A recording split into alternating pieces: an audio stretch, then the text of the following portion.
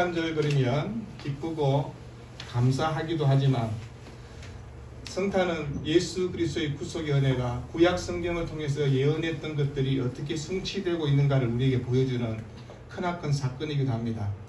갈라디아서 4장 4절 보면 때가 참에 하나님이 그 아들을 보내사 여자에게 나게 하시고 라고 말씀합니다. 우리가 성탄의 역사적 배경을 조금 더 살펴보면요, 그 당시에 세계를 지배하던 그 나라는 로마입니다. 그때 로마의 황제는 가이사 아구스도였다라고 그렇게 합니다. 가이사란 말은 로마 황제를 칭하는 그런 칭호입니다. 황제 이름은 아구스도. 근데 그가 황제가 되기 전에 아주 거칠고 난폭한 그런 사람이었다고 합니다. 그런데 황제가 되고 난 이후에는 원만한 통치를 하였던 황제, 그렇게 얘기합니다. 그런가 하면 식민지 나라에 대해서도 관용을 베풀고, 그가 황제로 41년 동안 통치하는 그 시기에는 로마가 평화의 시대였다라고 그렇게 얘기합니다. 그를 향해서 탁월한 행정가로 그렇게 함께 칭하기도 합니다. 그러면서 그가 황제로 있으면서 통치했던 그 시기에 많은 일들이, 많은 개혁 조치가 다음 황제가 되는 다른 사람들도 개혁 조치를 계속해서 이어갔다, 그렇게 얘기합니다. 그런 가운데 누가복음 2장 1절에 그때 가이사 아구스도가 영을 내려 천하로 다 호적하려 하였느니, 그렇게 얘기합니다. 황제가 되어서 모든 인구조사를 하도록 합니다. 물론 인구조사를 하는 이유는 딱 한 가지입니다. 사람 숫자를 맞추어서 세금을 더 많이 거두기 위한 한 방편이었습니다. 그런데 호적하러 갔다라고 합니다. 이 말은 자기가 태어난 출생지로 가야 된다는 것입니다. 그래서 본문 2절에 인구조사를 실시할 당시에 그 유다의 총독은 누구인가를 얘기합니다. 구레노, 그렇게 얘기합니다. 로마의 집정관을 지냈던 사람이고 두 차례에 거쳐서 그 시리아의 총독을 했던 사람입니다. 당시 유대는 행정구역상은 그 시리아에 함께 편성되어 있기 때문에 그 총독의 명을 받게 된 것입니다. 이런 명령이 갈릴리 나사렛 유대의 한 시골 마을까지 전하여지게 됩니다. 그래서 누가는 왜 이 사실을 길게 설명하고 있는가를 우리에게 보여주는 것입니다. 하나님의 약속이 어떻게 성취되고 있는가를 우리에게 보여주기 위해서 그 당시 최고의 권력자였던 황제도 하나님의 뜻을 이루는 한 사람일 뿐이라는 것을 우리에게 얘기합니다. 여러분, 천하를 통일한 황제가 분명 정치적 이유를 가지고 인구조사를 했지만 결국은 이 일은 하나님의 뜻을 이루는 도구로 사용되었다는 것입니다. 황제의 명령도 하나님의 원대한 계획과 목적을 이룬 도구라는 사실을 통하여서 역사는 하나님의 주권 가운데 하나님의 손에 움직여진다는 사실을 우리에게 보여줍니다. 하나님은 이미 모든 것을 계획하고 계셨고 때가 참에 그 일을 성취해 가시는 분이라는 것을 성경은 밝히고 있는 것입니다. 그리고 황제의 명령이 갈릴리 나사렛, 그 작고 작은 시골 마을까지 이르게 되었고 요셉과 마리아도 함께 호적 신고를 하기 위해서 움직이게 됩니다. 그때 마리아는 배가 만삭이 되어 있는 그런 상태였습니다. 그러면서 베들레헴으로 가게 되었다라고 그렇게 성경은 소개하고 있습니다. 그러나 이 사건은 10절에 밝히는 것처럼 온 백성에게 미칠 큰 기쁨의 좋은 소식이다라고 그렇게 얘기합니다. 32절에 이방에 비추는 빛이요 주의 백성 이스라엘에게 영광이다라고 그렇게 말씀합니다. 지금 누가는 예수 그리스도의 탄생을 역사적 배경 가운데 설명하고 있지만 놀라운 신앙의 안목 가운데 주님의 탄생의 소식을 우리에게 증거하고 있습니다. 4절에 요셉도 다윗의 집 족속이므로 갈릴리 나사렛 동네에서 유다를 향하여 베들레헴이라 한 다윗의 동네로 갔다라고 그렇게 얘기합니다. 다윗의 집, 베들레헴, 다윗의 동네라는 말을 통하여서 이것을 누가는 강조하고 있습니다. 이스라엘 백성들은 이미 친숙한 말들입니다. 우리는 이 성경을 통해서 그러느니 하지만 이스라엘 백성들에는 어릴 때부터 이런 얘기를 들었습니다. 하나님께서 베들레헴에 메시아를 보내주시겠다는 것을 어릴 때부터 듣는 것입니다. 구약 성경을 통하여서 예언되었던 메시아가 다윗의 자손으로 베들레헴에서 태어날 거라는 것, 이거는 어릴 때부터 들은 얘기고 그들은 그것을 기다리고 있었던 사람들입니다. 성경 미가서 5장 2절에 베들레헴 에브라드야 너는 유다 족속 중에서 작을지라도 이스라엘을 다스릴 자가 내게로 나올 것이라. 그의 근본은 상고라면서 영원전입니다. 상고에서 영원에 있느니라 그렇게 얘기합니다. 여러분, 이 사실들을 이스라엘 백성들은 다 알고 있을 뿐 아니라 그 당시에 제사장 서기관들도 다 알고 있었습니다. 마태복음 2장 5절과 6절에 이르되 유대 베들레헴이니 이는 선지자로 이렇게 기록된 바 또 유대 땅 베들레헴아 너는 유다 고을 중에서 가장 작지 아니하도다 내게서 한 다스리는 자가 나와서 내 백성 이스라엘 목자가 되리라 하였습니다. 그렇게 얘기합니다. 갈릴리에서 베들레헴을 향하는 요셉의 발걸음은 분명히 무거운 발걸음이었을 것입니다. 그러나 무거운 발걸음이랄지라도 하나님의 약속을 성취하는 한 걸음 한 걸음이었음을 우리에게 성경은 보게 됩니다. 여러분, 성탄절을 지키면서 때로는 우리의 인생 걸음이 그 요셉의 발걸음처럼 무거운 발걸음으로 성탄절을 맞이할 수도 있을 것입니다. 그러나 그 무거운 발걸음이었지만 그 발걸음 가운데 하나님께서 우리에게 구원의 약속을 향한 발걸음이라는 것을 밝히고 있는 것입니다. 하나님의 약속에 따라 우리를 구원할 메시아가 되시는 주님의 탄생을 기뻐하는 이 성탄절 날에 우리는 때로는 무거운 발걸음으로 때로는 인생의 무거운 짐을 지고 나오기도 합니다. 그러나 주님 오심을 기다리는 믿음만큼은 무겁든 가벼운 발걸음이든 다 함께 주님을 맞이해야 된다는 것입니다. 하나님의 아들이신 예수 그리스도가 영광 가운데 이 땅에 태어나셨다. 그런데 실상은 영광스러운 모습은 아닌 것을 보지 않습니까? 사람들의 비치는 그 모습은 주님의 탄생이 화려하고 그런 모습은 아니었습니다. 그러나 그 주님의 탄생에 대해서 이 누가는 이렇게 길게 설명을 하고 있는 것입니다. 7절에 첫 아들을 낳아 강보로 사서 구유에 뉘었으니 이는 여관에 있을 곳이 없음이니라. 여러분, 이거 한 절을 통해서 예수님의 탄생이 얼마나 비천한 모습으로 오신가를 우리에게 얘기하는 것입니다. 누가는 세 가지 동사를 사용하면서 간단하게 이렇게 기록하고 있습니다. 간결하지만 우리에게 그 상황을 눈앞에 보이는 것처럼 잘 설명하고 있습니다. 그리고 사람들이 자신의 고향 호작 친구를 위해서 그렇게 한 곳으로 몰렸습니다. 방을 구하기는 쉽지 않았을 것입니다. 아마 그래 되면 방값도 몇 배씩 뛰어오르지 않겠습니까? 안락한 방을 구하고 싶지만 방도 없을 뿐만 아니라 방값도 많이 요구하는 그런 상황입니다. 그런 돈을 지불할 만한 능력이 요셉에게는 없었습니다. 이런 상황을 통해서 성경은 주님이 태어나실 때 인간 세상에 몸둘 바를 찾지 못하시며 세상의 거절 가운데 오셨음을 우리에게 밝히고 있는 것입니다. 이런 비천한 모습 가운데 주님의 탄생을 알려주고 예수님이 이 땅에 오시는 것은 출발점부터 시작해서 우리에게 어떤 출발점인가를 밝히고 있는 것입니다. 모든 사람을 섬기고 구원하시기 위해서 오신 주님은 모든 사람보다 낮은 그 자리에서 그 생을 시작하셨다라고 그렇게 소개합니다. 그리고 섬김은 다른 사람보다 자신을 낮춰야 하며 자신의 기득권을 포기해야만 섬길 수 있는 삶을 살아갈 수 있습니다. 자기가 가지고 있는 것, 자기에게 주어진 것, 자기가 누리주는 것을 포기하면서 주님의 사역들을 감당하는 것입니다. 그런데 오늘 보니까 성경은 구유에 태어났다, 짐승의 먹이통 거기에서 태어나셨다라고 얘기합니다. 예수님은 하늘의 권세를 갖고 계신 분입니다.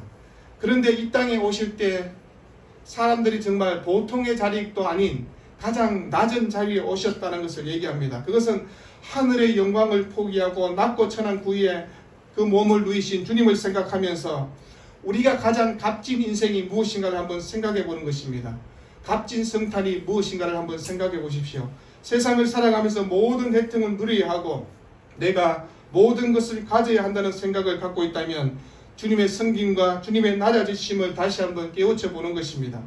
그래서 누가는 베들레헴의 성내에 고요히 잠든 그 시간 양떼를 돌보는 목자들에게 천사가 나타났다라고 그렇게 소개하고 있습니다.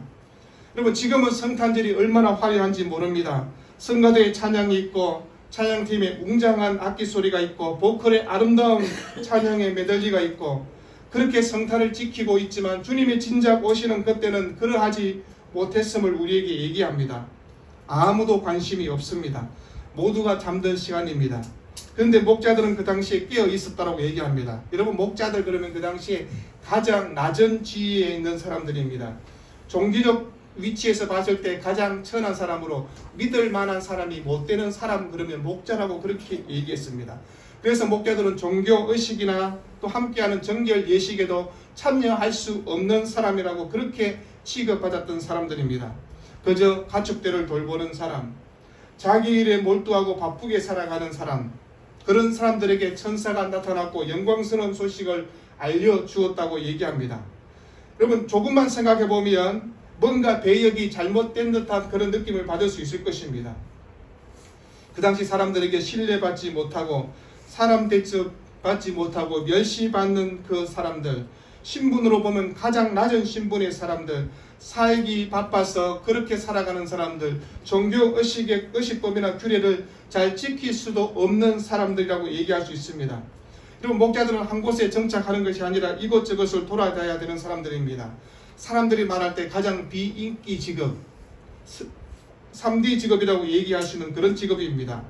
사회 법정 안에서도 목자들은 정인으로 채택되지도 않는 그런 취급을 받는 사람들입니다.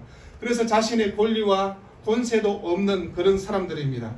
가장 가난한 사람, 사람들한테 부정직한 사람, 사람 대접받지 못하는 사람들이라고 여기는 목자들, 그들에게 하나님의 아들이신 예수 그리스도의 탄생이 가장 먼저 알려졌다고 성경은 소개하고 있습니다. 우리가 이것을 통해서 하나님의 마음이 어디 있는가를, 하나님이 우리를 어떻게 사랑하고 계시는가를 잘 보여주고 있는 것입니다.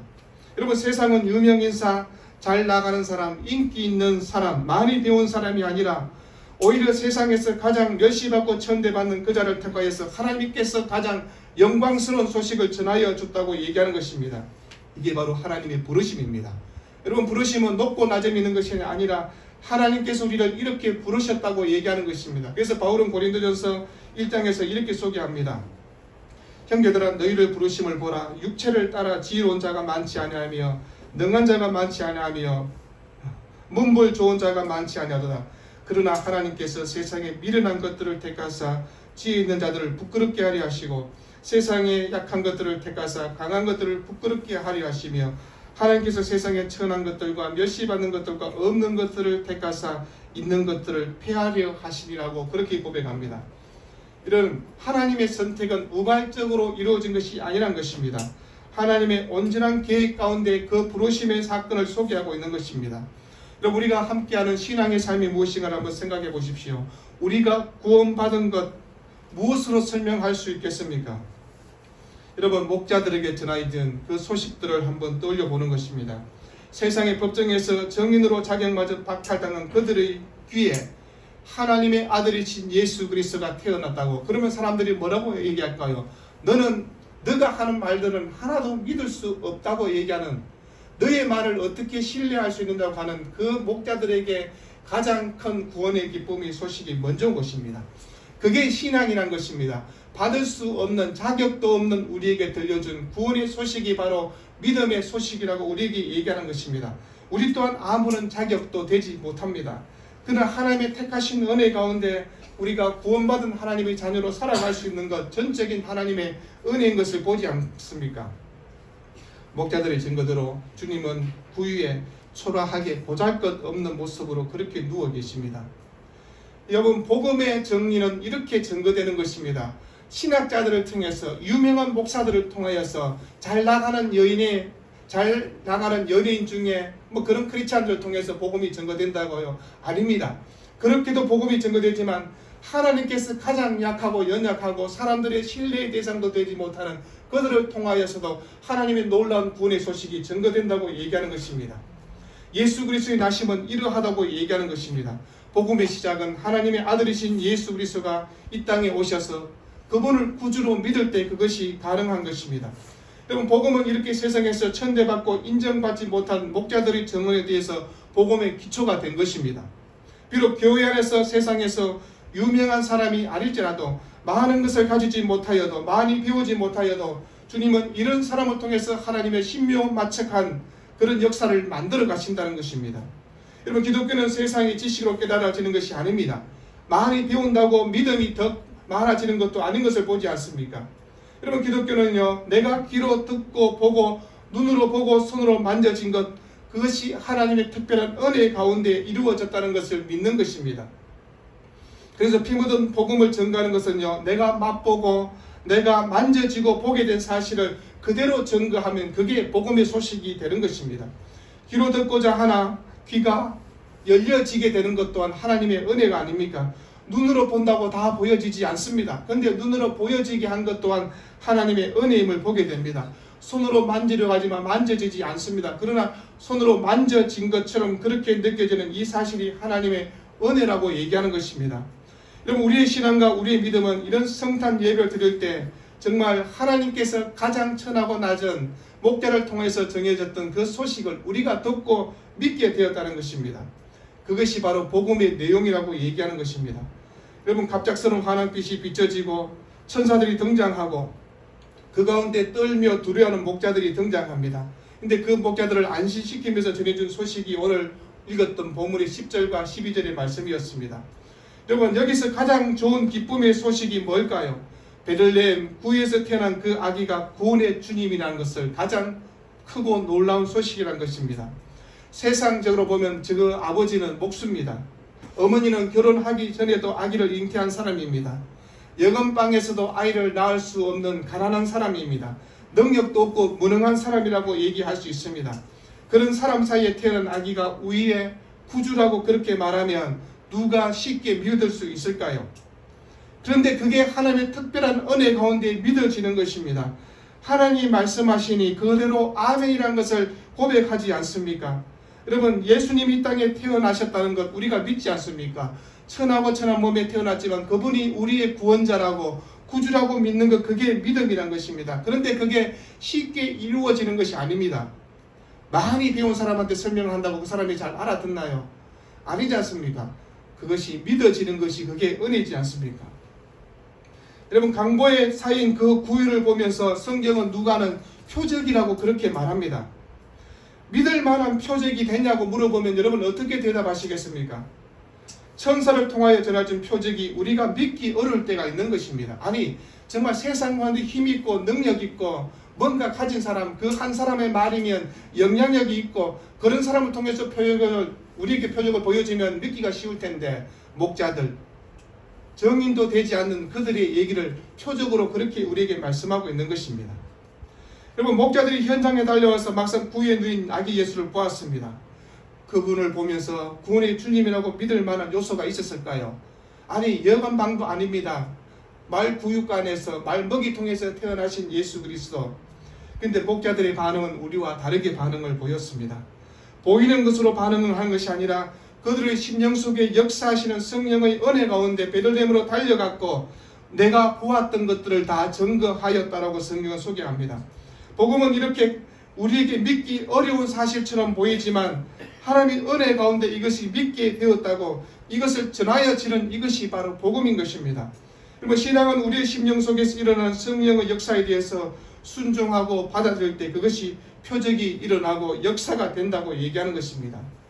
목자들의 외침이 무엇입니까? 오늘 구주가 나셨으니, 오늘 구주가 나셨다고 그렇게 외치는 것입니다. 우리가 기다리고 기다렸던 메시아가 태어났다고 그렇게 외칩니다. 하나님의 약속이 이렇게 성취되었다고 그렇게 증거했습니다. 세상에서 가장 기쁜 좋은 소식이 무엇일까요? 사람들은 얘기합니다. 내가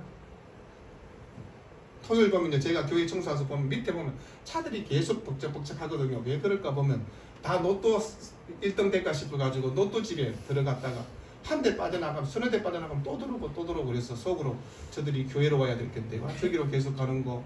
여러분, 로또 1등 되면 인생의 가장 큰 기쁨의 소식이 될까요? 우리 아버지한테 물려받은 땅이 갑자기 땅값이 100배로 뛰어버리면 정말 좋을까요? 여러분, 사람들은 우리에게 뭔가 좋은 소식이 있는 것처럼 얘기합니다. 우리 아들이 서울 어디에 합격했대. 아이고야, 얼마나 좋은 일. 근데 그게 가장 좋은 기쁨의 소식이 될 수 있을까요?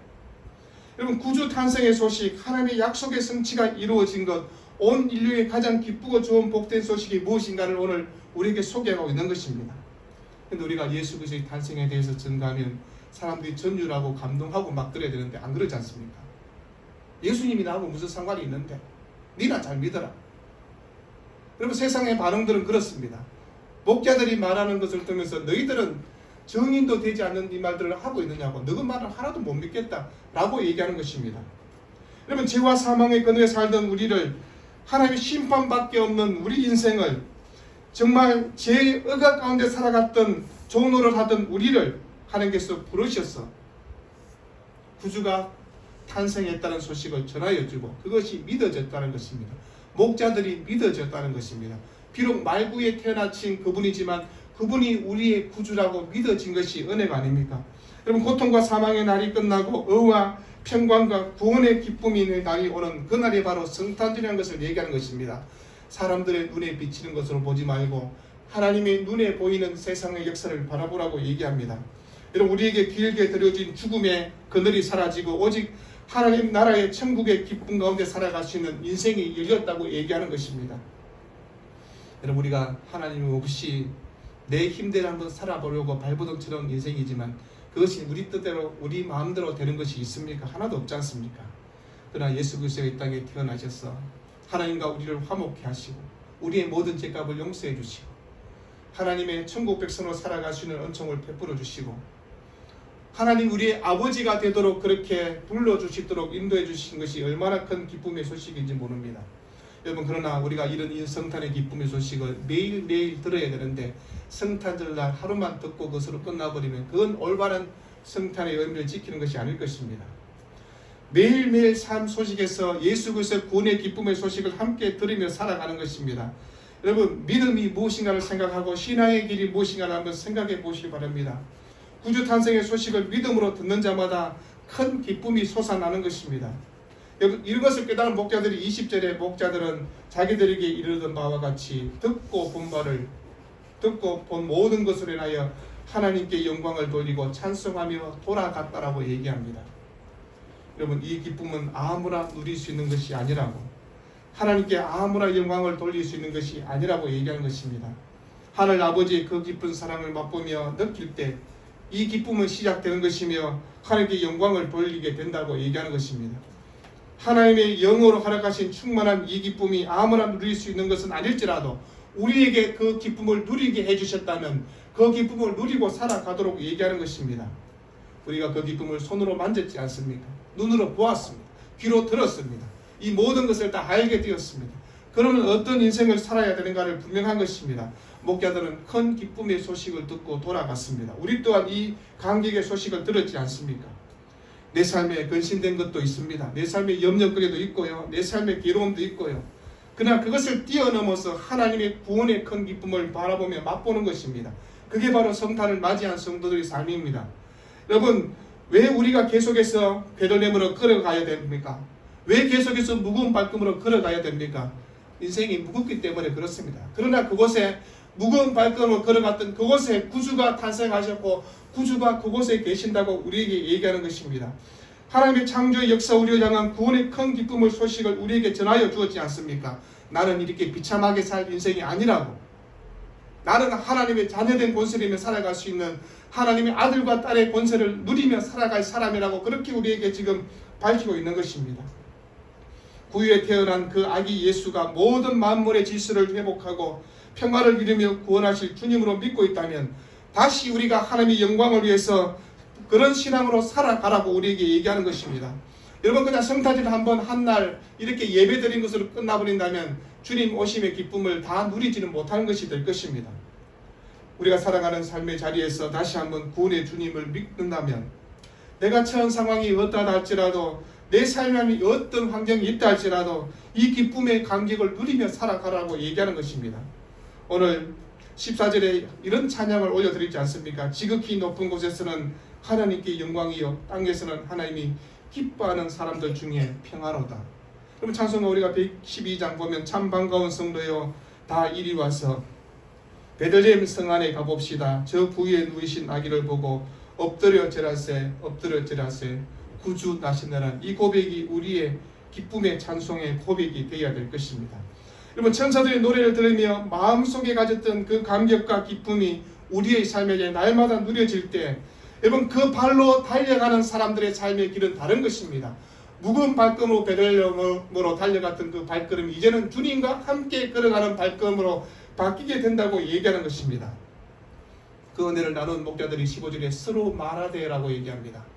우리가 이것을 보았다고, 우리가 귀로 들었다고, 우리가 손으로 만졌다고 그렇게 얘기하는 것입니다.